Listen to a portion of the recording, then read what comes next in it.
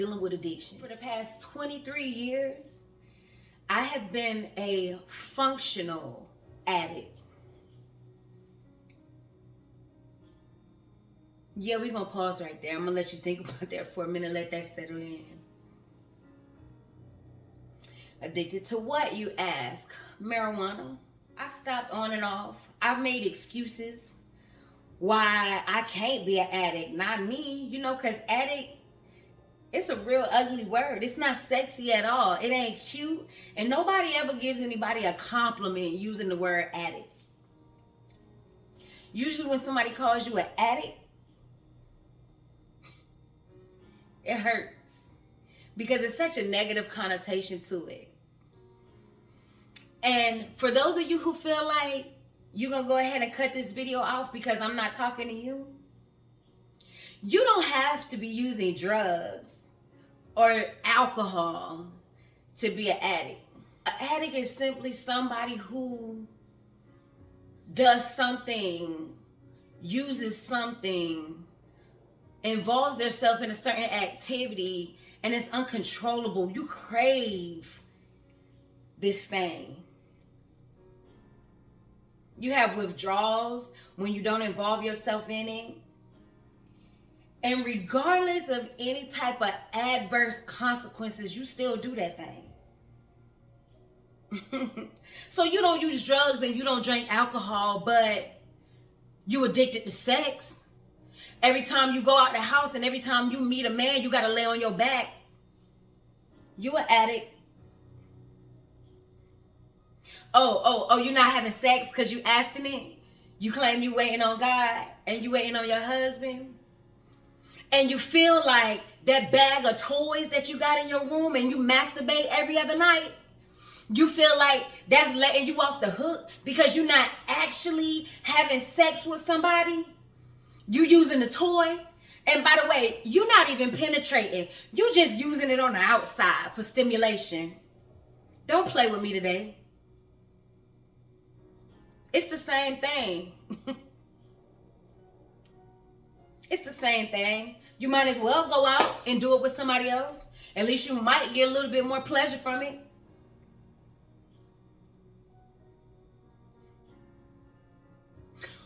What about your spending habits? That shopping addiction that you got. Yeah, you know the one.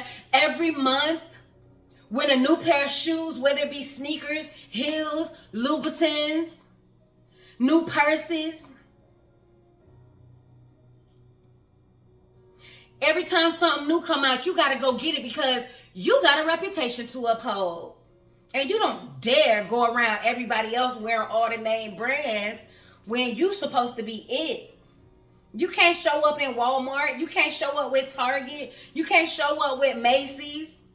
You got to go and spend your rent money so you can look the part. And you don't think that's an addiction? Maybe none of that applies to you. There's so many different addictions, and I'm coming to you today so rough and raw and straightforward, and I'm gut punching today. Because people give addicts such a bad rap. Oh, they chose to do that. Ain't nobody tell them to go do no drugs. Well, ain't nobody tell you to go spend your rent money, but now here you are looking for help. Calling these different agencies. Calling this dude and this dude that you don't even like. You don't even feel like being bothered with, but you know they're going to break you off in the bedroom and in your pockets. Leave something on your nightstand on the way out the door. You did that. Nobody told you to do that, right? That was your choice, right? So why should other people have to pay the consequences for your choices? That's what you say to every addict you come across, every jughead, every crackhead, every alcoholic, every bum on the corner that you see. Those are the things that goes through your mind, and I'm trying to change the narrative. Because an addict ain't just somebody that's on drugs. An addict ain't just somebody with an alcohol problem. An addict ain't just somebody with a sex addiction. What about those healthy habits? The ones that people think are okay because they seem healthy. Food addictions. Working out addictions. You bust your tail and you go to the gym. And not to say that exercise is not a good thing. But when it becomes an obsessed thing, because one too many people done called you fat, and you ain't never finna let nobody be able to say that about you again. Besides, working out is the only thing you actually have control of in your life. So you go there in the morning, you go there in the afternoon, you go at night.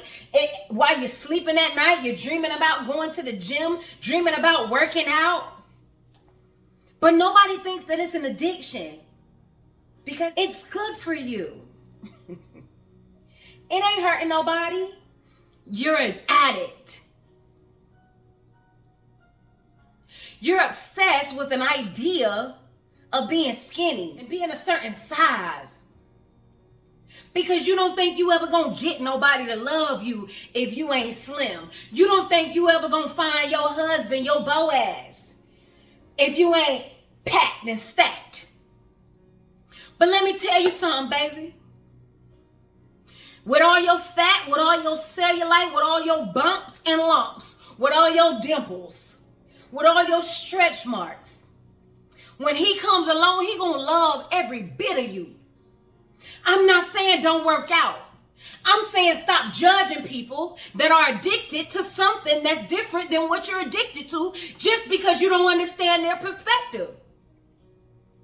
I don't understand for the life of me why somebody wants to work out 20 hours out of a 24-hour day. But I'm not judging you for it, so don't judge me. Oh, none of that applies to you. Don't worry, I'm coming down your street right now. Okay? What about those reality TV shows that you addicted to? What about social media that you can't seem to function even when you wake up in the morning? You can't even cut your alarm off for looking at Facebook, TikTok, Snapchat. That's the first thing you do before you brush your teeth in the morning. If that ain't an addiction, I don't know what you call it.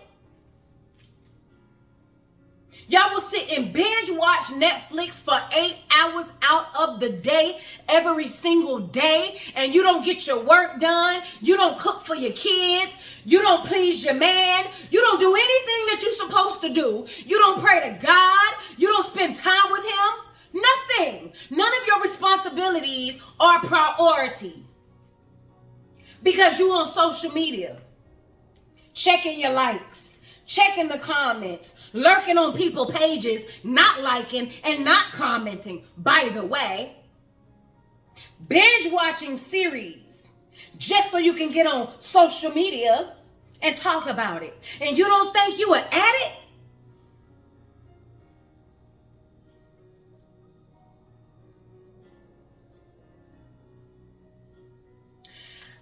I stopped smoking marijuana 3 weeks ago. Okay? Let me tell you something about addiction. It's not necessarily something that everyone chooses. It's something that you may try. It's something that you just may come about by happenstance. You may have a surgery, a major surgery, and they prescribe you pain pills after your surgery. So you're using them every day, every day, every day. And then you realize you really like that feeling. And so now here you are 2 years down the line still using pain pills from a surgery that you had 2 years ago. And you don't think you an addict because it's prescription? It was prescribed for an injury that you no longer are suffering from. That makes you an addict.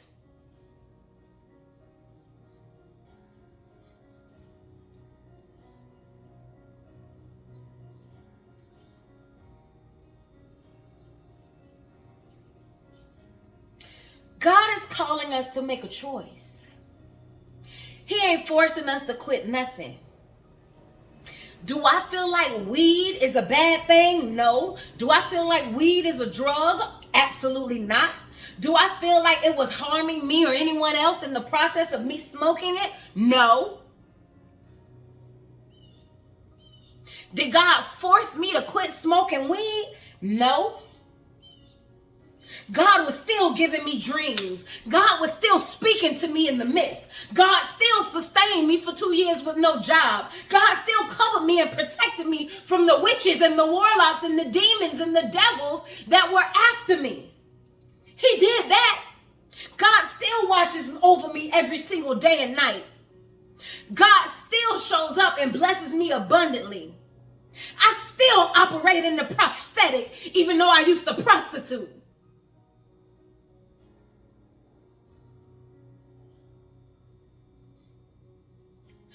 God is calling us to make a choice. I used to make all kind of excuses for my addiction. Reasons why I didn't need to stop. Reasons why I don't want to stop. I can if I want to, but I don't want to. I said, if God wants me to stop, he'll make me. God is not in the business of making you do anything. God is in the business of giving you free will to be able to do the things that you need to do to live out your destiny. He's not going to force you to do nothing you don't want to do. He's going to allow you to do the things that you want to do. He is a gentleman. He does not force us to do anything, but he stands at the door and knocks. And my God has been standing at the door, knocking, standing at the door of my addiction, standing at the door of my pain, standing at the door of my struggles, standing at the door of my hardships. He's been standing there and he's been knocking. And I need you to know today that he's standing there and he's knocking. No matter what you're addicted to. If you're addicted to spending, if you're addicted to sex, pornography, masturbation, if you're addicted to gaming systems, if you're addicted to Netflix, if you're addicted to social media, if you're addicted to alcohol, weed, drugs, pills, prescription or not, he ain't finna bust that door down. But he's standing at the door and he's knocking. Because God gave me a choice and he showed me this on the 27th of March. So just about a week ago. Crystal, I'm not going to force you to stop smoking weed because you're right. You ain't hurting nobody. It ain't stopping nothing. It ain't killing nobody. However, I want you to make the choice that you no longer have to depend on those things when you are going through. Because see, what addiction comes from is where people are not their best selves. When people are going through things, when people are hurting, when people have trauma that they cannot process, when people are feeling pain that they are unable to push through, when people are meeting challenges and depressed and stressed, it's a lot. And people don't know how to deal with it. So we run to shopping when our husband is cheating on us because shopping makes us feel better about ourselves. We run to weed and pills and cocaine because those things give us a high that takes us out of feeling that pain. But those things are only momentarily. Jesus is the one thing that will make a permanent change and transformation in your lives. He is the one thing that is forever and ever and ever. He is the one thing that is not going to give you a temporary high. And then when your high comes down, you have to refill and take some more.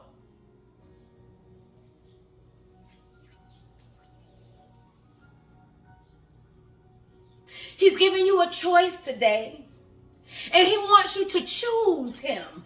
That's where your power comes from. Your power does not come from where you're waiting on somebody to force you to do something. Or something happens that knocks you on your tail so hard that you're rock bottom and you have no other choice but to look up. That is not what he wants for your life. He wants you to choose him. He wants you to choose greater. He wants you to choose better. He wants you to choose his will. He wants you to choose destiny. He wants you to choose purpose. And yes, I prophesied while I was still having weed addiction. Yes, I served God while addicted to weed. Yes, I went and worked in churches while addicted to weed. Yes, I went and served the homeless community while addicted to weed. But I still prayed. I still talked to God. I still repented. I still asked for forgiveness. I still got on my knees. I still laid on my face, prostrate, and waited on God. So today you have a choice. And I'm not saying that if you choose your addiction, that God is not going to bless you, because he blessed me. I'm not saying that if you continue to shop and spend your rent money when you know better, that God is not going to bless you because he blessed me. I'm not saying if you go in there and you watch pornography and then masturbate every night, that God isn't going to bless you because he blessed me. What I'm saying, that if you really want to get into purpose and get into the flow of what God is doing, if you want to stop living off of manna every day, if you want to stop living check to check every week, if you want to stop living from one prayer to the next prayer every month, you have to make a choice to be intentional. When I made a choice to be intentional about stopping smoking weed, I have not had a craving. I have not had a withdrawal. I have not wanted to smoke no weed. I ain't thought about smoking no weed. I see people walking by me. I say, oh, that smells good. That's some loud right there. That's that good. That's that kush. That's that purple. And I keep on going about God's business.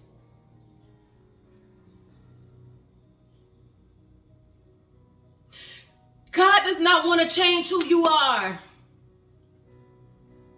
He wants to take who you are and use it for his glory.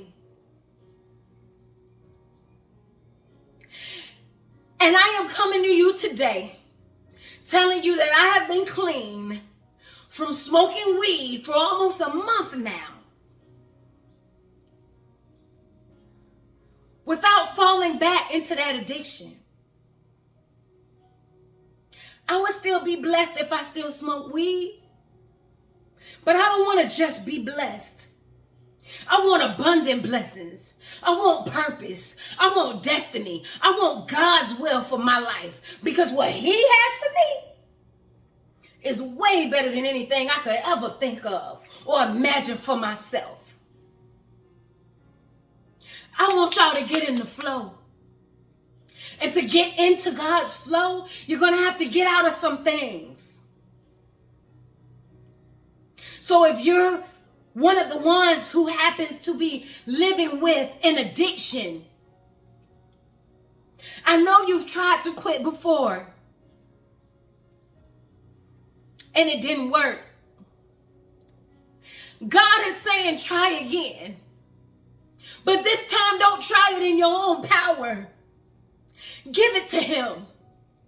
Lay it at his feet.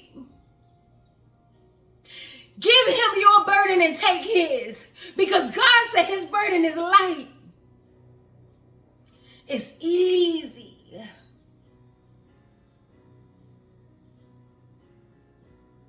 I know you've gone 6 months, maybe even a year, without having sex. But now all of a sudden, everything you watch on TV, everything you hear on the radio, every time you see somebody out in public, those sexual thoughts start creeping back into your mind. That is the enemy. And he playing games with you, But see, we ain't here to play no games with the enemy. Not today, not tomorrow, not never. We here to go to war with the enemy on today. Okay? So I connect and I touch and agree with you, and I declare it on today. We ain't playing no games. We going to war. We gonna take our one smooth stone like David, and we gonna sling our shot. We gonna let that thing go. We gonna lay all our problems. We gonna lay that addiction. We gonna lay our spending habits. We gonna lay our bank account. We gonna lay our sexuality. We gonna lay our addiction to shopping and spending and TV and social media. We gonna lay it at the feet of Jesus, and we gonna let him take on those burdens, because you cannot do it alone.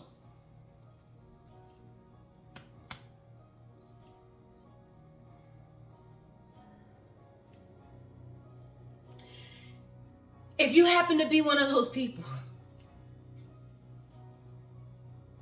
who look at addicts and think they're less than, and think you ain't got no sympathy for them because they chose that,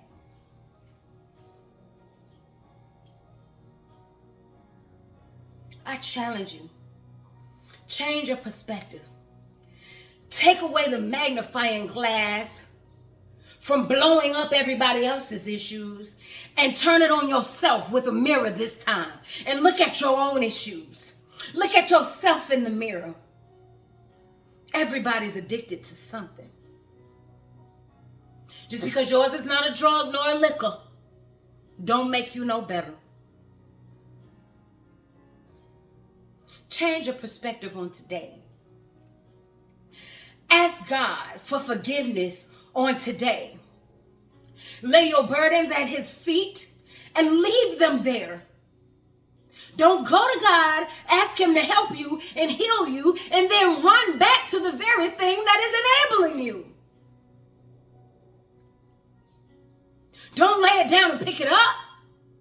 Lay it down and leave it there.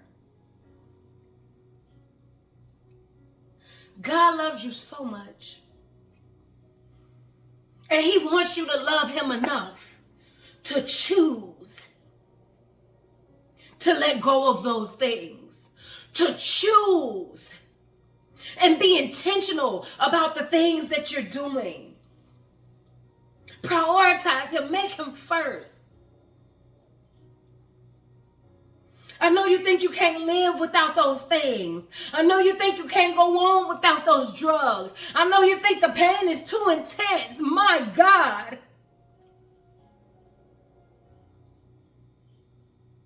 You can do it. You can do it. I did it. You can do it. I'm doing it. You can do it. And just because you lay it at his feet, don't think the temptation is going to stop. Don't think the devil is going to be okay with you choosing God over him. Just because you choose God does not mean your trouble ceases. I need you to understand that, because somebody out there today thinks that when they choose God, that's it. Everything's good. You're going to be walking and sailing and smooth. No. It's not going to get easier. As a matter of fact, it's going to get harder. But you're going to get stronger. And what you can't handle, you're going to give it to God, and he's stronger than any battle.